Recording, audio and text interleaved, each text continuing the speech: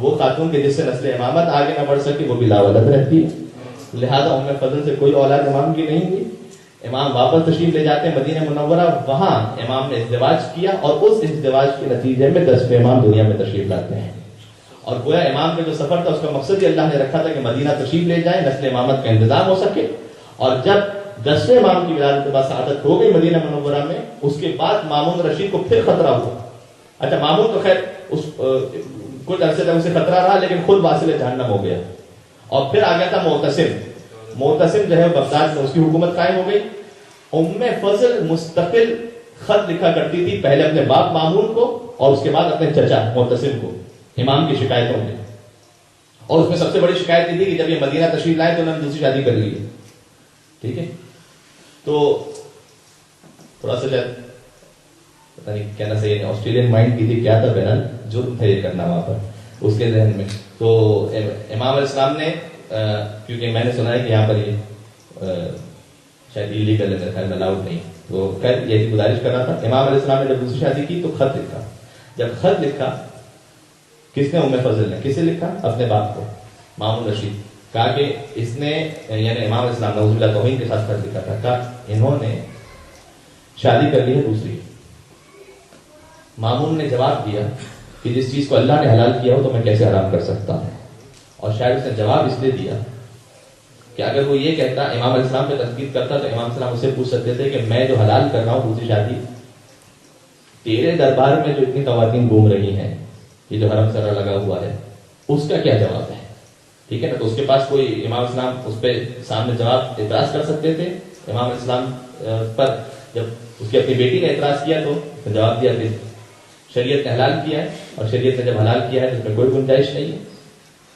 جب مامون خود واصل جہنم ہو گیا, اس کے بعد پھر اپنے چچا معتصم کو خط لکھا, اور چچا نے نوے امام کو پھر بلایا مدینہ سے بغداد. جب امام بغداد پھر تشریف لے کے جاتے ہیں, اب جب مدینہ سے نکلنے لگے تو اسی صحابی کو کہ جس نے سوال کیا تھا پہلے, اسے بلایا اور کہا کہ اب جب میں مدینہ سے جا رہا ہوں تو بغداد سے واپس نہیں آؤں گا. لہذا اب میرا یہ فرزند امام علی نقی یہ امام ہے, انہیں اپنا امام سمجھنا. اب میں ہمیشہ کے لیے رخصت ہو رہا ہوں. امام تشریف لے کر بغداد آئے. معتصم نے اپنے پاس رکھا. دو روایتیں, یا وزیر کے ذریعے سے زہر دلوایا, یا ام فضل اسی ملعونہ نے امام کو زہر دیا. جیسے امام حسن مجتبیٰ کی روجہ نے زہر دیا, ویسے ہی نوے امام کی بیوی نے جو مامون کی بیٹی تھی امام کو زہر دیا. دو روایتیں یہاں پر, ہو سکتا ہے کہ 2 مرتبہ بھی زہر دیا گیا, یہ بھی ممکن ہے کہ دونوں نے زہر دیا ہو, وزیر نے بھی زہر دیا ہو اور ام فضل نے بھی زہر دیا ہو. زہر کے اثر سے امام کی شہادت واقع ہوتی ہے. زہر اس طرح سے دیا گیا, جو وزیر والی روایت ہے اس میں یہ ہے کہ امام علیہ السلام کی ایک دعوت کی, معتصم کے وزیر نے امام کو بلایا اور کھانا پیش کیا. امام نے کچھ کھانا تناول فرمایا, کہا کہ فرزند رسول کچھ اور بھی کھا لیجیے. امام اٹھ کر جانے لگے, کہا نہیں کچھ اور بھی کھا لیجیے. امام نے اس کی جانب دیکھا اور کہا کہ جو تیرا ارادہ ہے اس کے لیے اتنا ہی کافی ہے. امام اپنے مقام سے اٹھے. بہار و انوار میں علامہ مجلسی نے لکھا ہے, یہ جو ہم ہمیشہ سن لیتے ہیں نا کہ امام کو زہر دیا گیا, امام کی شہادت ہو گئی, ایک جملہ یہ سرسری بات نہیں ہے. بہار و انوار میں علامہ مجلسی نے لکھا کہ نوے امام کا جو زہر تھا وہ اتنا شدید تھا کہ مولا ایسے تڑپ رہے تھے کہ جیسے کسی مچھلی کو پانی سے نکال دیا جائے تو تڑپا کرتی ہے. امام تڑپتے رہے زہر کی تکلیف سے, کچھ دنوں تک تڑپتے رہے. اچھا اللہ نے یہ سعادت عطا کی ہے, الحمدللہ. آپ نوے امام کی وجہ سے شہادت میں یہاں پر تشریف فرمائیں. میں ایک بات آپ سے گزارش کروں, نوے امام کا روضہ کہاں ہے؟ کاظمین میں. کاظمین میں یہ ہے امام جواد. غنی اور جواد میں کیا فرق ہوتا ہے؟ غنی اور جواد میں عربی زبان میں کیا فرق ہوتا ہے؟ غنی وہ ہوتا ہے کہ جو اتنا عطا کرے جتنا سامنے والے کو ضرورت ہو. جواد وہ ہوتا ہے کہ جو ضرورت سے بہت بڑھ کر عطا کرنے والا ہو, اسے جواد کہتے ہیں. تو یہ امام غنی نہیں ہے, امام جواد ہے. اور امام جواد کے بارے میں خاص روایت ہے, مجھے بہت سارے مومنین نے کہا ہے, اور یہاں کے علاوہ بھی رزق کے بارے میں جو مومنین پریشان ہوتے ہیں, نوے امام کے بارے میں خاص حدیث ہے کہ اگر ان کے صدقے میں رزق کی دعا کی جائے تو وہ ضرور قبول ہوتی ہے. خاص حدیث. چھٹے امام کے وسیلے سے آپ رزق کی دعا کریں وہ بھی ٹھیک ہے, مولا علی سے مانگیں وہ بھی ٹھیک ہے, مولا حسین سے دعا کریں وہ بھی ٹھیک ہے, لیکن نوے امام کے بارے میں خاص روایت ہمارے پاس. 10वें امام نے ارشاد فرمایا کہ تو میرے بابا کے صدقے میں اللہ سے رزق طلب کرے گا، اللہ اسے ضرور عطا فرمائے گا۔ لہذا آج کی مجلس میں جتنے آپ تشریف فرمائیں، جب 9 امام کے نام سے آنسو بہیں گے تو اپنے لیے بھی اور جن جن کا آپ کے نام میں ذہن میں نام ہے ان سب کے لیے دعا فرمائیے کہ پروردگار ہر مومن کے رزق حلال میں وہ سب کا سب برکت نصیب فرمائے انشاءاللہ، اور رزق حرام سے بچنے کی ہم سب کو توفیق نصیب فرمائے انشاءاللہ۔ جب قازمین کا حرم امام کی شہادت ہوئی، امام کو قازمین میں مدفون ہے، میں پڑھوں گا تھوڑا سا شہادت، لیکن کس دربار میں آپ اس وقت کس امام کے مجلس میں آئے ہیں؟ قازمین کے حرم میں اس کے اطراف میں ہمارے بہت بڑے بڑے علماء مدفون ہیں، شیخ مفید ہیں، ٹھیک ہے، شیخ مفید کے ساتھ ساتھ مسلک سید مرتضیٰ جنہوں نے نہج البلاغہ کمپائل کی، سید رضی اور سید مرتضیٰ کے بھائی ہیں، پھر خواجہ نصیر الدین طوسی، یہ سارے بڑے بڑے علماء کہاں پر ہیں؟ بغداد میں، قازمین میں دفن ہے۔ کیوں ہے ایسا؟ اس لیے کہ نجف سے پہلے جو ہمارا حوض علمیہ تھا وہ کہاں تھا؟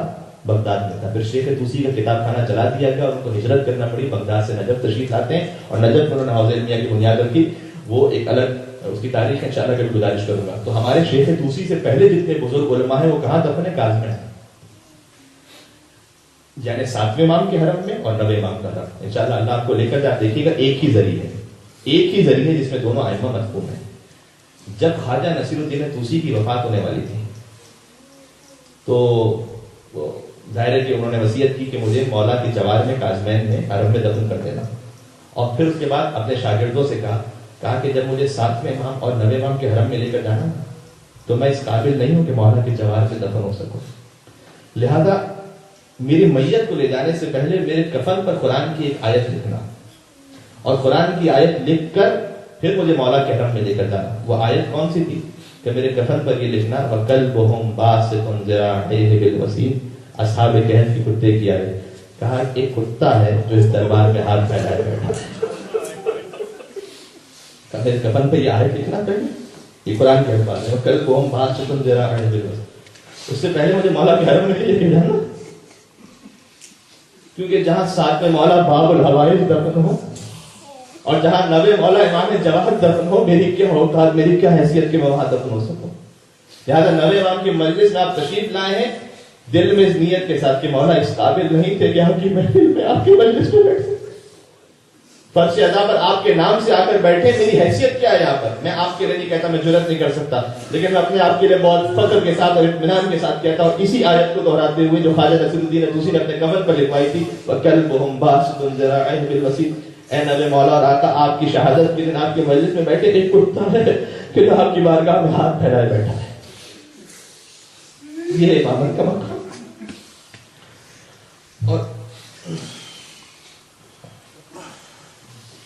میں نے عرض کیا 9ویں امام کا جو زہر تھا تو مچھلی کی طرح تڑپتے رہے مولا، اور جب زہر دے دیا جائے خدا نخواستہ کسی کو تو اسے پیاس بہت محسوس ہوتی ہے، تو بار بار کہتے جاتے تھے وقتاً فوقتاً العطش،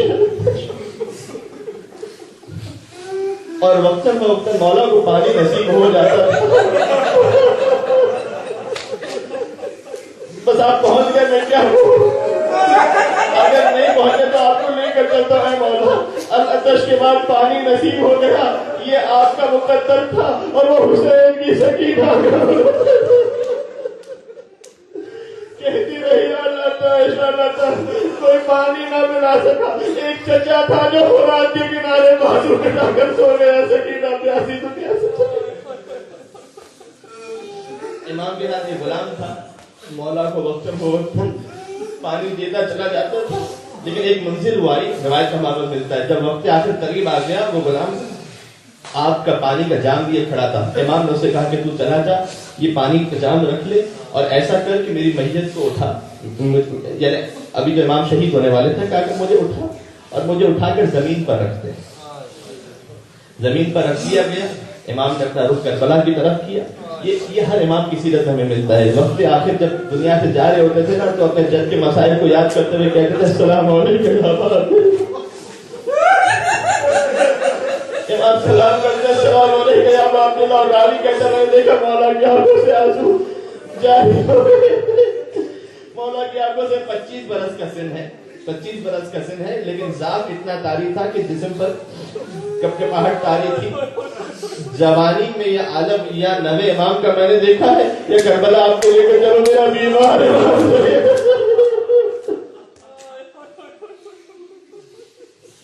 میرا بیمار امام سید سجاد ہاتھوں میں ہتھکڑیاں تھی، پیروں میں بیڑیاں تھی، گلے میں تاب تھا. جوانی ضرور تھی لیکن بڑھاپا ایسے دکھتا تھا کہ جب مدینہ پہنچے تو محمد حنفیہ پہچان. سوال کیا کہ اے بزرگ یہ بتا کیا میرا بھتیجا واپس آیا ہے؟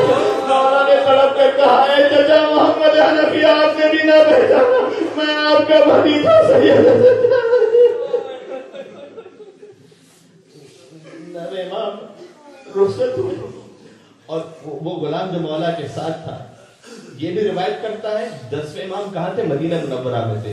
وہ صحابی مولا کا جو 10ویں امام کے پاس مدینہ منورہ میں تھا اس سے بھی روایت ہے. وہ یہ کہتا ہے کہ میں 10ویں امام کی خدمت میں مدینہ منورہ میں تشریف فرما تھا. امام ایک ورقے پر نگاہ کرتے جاتے تھے اور روتے جاتے تھے، گریہ کرتے جاتے تھے.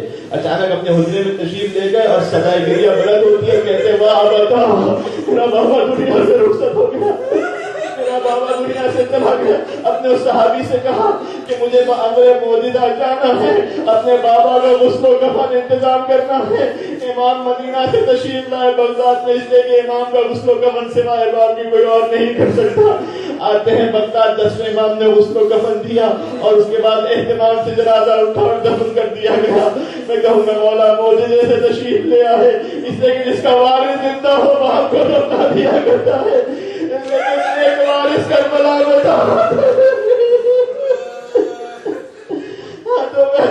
تھی آخری جملہ، بس میرا آخری جملہ، گفتگو تمام ہو رہی ہے، گفتگو ختم کر رہا ہوں. امام سے میں نے کیا عرض کیا تھا؟ مدینہ منورہ سے چلے تھے اور بغداد تشریف لائے تھے. ٹھیک ہے، امام مدینہ سے چلے تھے. جس امام نے بھی مدینہ کو چھوڑا ہے نا تو آخر میں جو حاضری دی ہے نا وہ اپنی ماں فاطمہ زہرا کی قبر پر حاضری دی. نوے امام بھی جب مدینہ چھوڑ رہے تھے تو اپنی ماں کی لہر پر آئے تھے، گریہ کرتے ہوئے بغداد تشریف لے گئے تھے. میں کہوں گا اے مولا آپ گریہ کرتے ہوئے بغداد تشریف لے گئے، لیکن جب حسین مدینہ سے چلے تھے تو زینب بھی ساتھ تھی، ام کلثوم بھی ساتھ تھی، سکینہ بھی ساتھ تھی. حسین بھی رخصت آخر کے لیے ماں کی قبر پر آئے تھے، لیکن کیسے آئے تھے؟ میری تقریر کا آخری جملہ، راوی کہتا ہے جب نانا کی قبر پر حسین گئے تو قدم جما جما کر چل رہے، جب بھائی کی قبر پر گئے تو سیدھا تھا اور آہستہ آہستہ چل رہے تھے، لیکن جب ماں کی لہر پر پہنچے تو ایسے دوڑے جیسے کوئی چھوٹا بچہ ماں کی لہر پر اپنے آپ کو ماں کی قبر پر گرا کر کہا ماں تیرے پیاسے بیٹے کا سلام لے، تیرے پردیسی بیٹے کا سلام لے. اور وہاں سے آواز آئی تھی تو فکر نہ کر، میں زبان حال سے کہہ رہا تو فکر نہ کر، اے حسین تو کربلا سے چلے گا، تیری ماں تیرے ساتھ ساتھ چلے گی. حسین کربلا تو مدینہ سے چلے گا، تیری ماں ساتھ ساتھ چلے گی. لہذا ہمیں سمجھ میں آتا ہے جب حسین کربلا میں زلزلہ سے زمین پر تشریف لائے تو گویا ایک ماں تھی جس نے دامن پھیلایا ہوا تھا. میرے لال حسین کربلا کی زمین جل رہی ہے، تیری ماں تجھے مدینہ سے کربلا.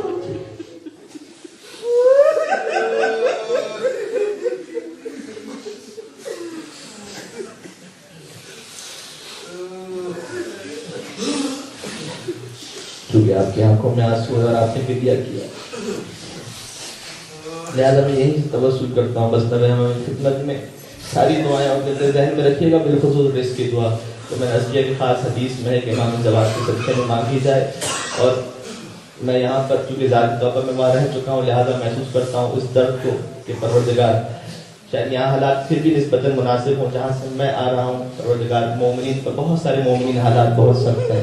پاکستان میں حرام کمانا پھر آسان ہے لیکن حلال کمانا مشکل ہوتا چلا جا رہا ہے. تو ہم تیری خدمت میں وسیلہ دیتے ہیں امام تقی امام جواد علیہ السلام کا. یہاں پر بھی جو میرا جوان ساتھی بالخصوص جو آئے ہیں تشریف لائے ہیں، اگر کسی کو کوئی جاب کا مسئلہ ہے، کسی کے یہاں کوئی اور ایسا مسئلہ ہے، ان سب کے لیے دعا کرتے ہیں انشاءاللہ پروردگار رزق میں وسعت نصیب فرمائے. میں توسل کرتا ہوں آپ میرے ساتھ ساتھ پڑھیں تاکہ انشاءاللہ سب کی دعا قبول ہو سکے. بسم اللہ الرحمن الرحیم. یا ابا جعفر یا محمد ابن علی أيها التقي الجواد يا ابن رسول الله يا حجة الله على خلقه يا سيدنا مولانا إنا توجهنا واستشفعنا وتوسلنا بك إلى الله وقدمناك بين يدي حاجاتنا يا وجيها عند الله اشفع ہر ایک کے لیے مل کے انشاءاللہ سب کی دعا کرو يا وجيها عند الله اشفع لنا عند الله. توسل ابھی کرتے ہیں ایک دو میں اور آپ کو یاد دلا دوں. انس کے نبی امام مدینہ سے چلے بغداد تشریف لے آئے, وہاں پر شہید ہو گئے. آج جب انشاءاللہ آپ کو اللہ نصیب کرے گا آزمین تشریف لے جائیں تو وہاں پر عظیم الشان حرم ہے, زری ہے, گنبد ہے, لیکن یہ مولا اپنی ماں سے ودا کر کے مدینہ سے تشریف لائے تھے. اس ماں کی قبر پر کوئی چراغ جلانے والا نہیں. مدینہ منورہ میں فاطمہ زہرا کی قبر ہے. آپ یہاں بیٹھ کر نبی امام کی مجلس کر رہے ہیں, لیکن کسی کو مدینہ میں فاطمہ زہرا کا نام لینے کی اجازت نہیں ہے. کوئی وہاں کھڑے ہو کر زیارت نہیں پڑھ سکتا, کوئی یا فاطمہ زہرا نہیں کہہ سکتا. تو جیسے نبی امام کا مزار آباد ہے کازمین میں, ویسے مدینہ منورہ کے جنت البقیع کے ویران مزارات کی تعبیر کی اسباب کے لیے انشاءاللہ جتنے وہاں پر فاسقین موجود ہیں, جتنے منافقین ہیں, سب جلد سے جلد واصل جہنم ہو انشاءاللہ. اور سب کی نیست نابودی کے لیے سب مل کر یا وجیہ میرے ساتھ ساتھ پڑھیں گے. یا وجیہ عند اللہ اشفع لنا. آخری ظہور امام زمان تھے. یا وجیہ عند اللہ اشفع لنا عند اللہ بحق فاطمة وأبيها وبعدها وبنيها والسر المستودع فيها.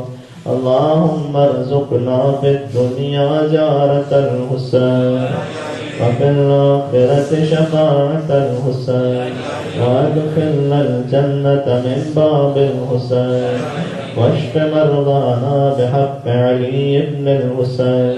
وصلى الله على محمد وآله الطيبين الطاهرين.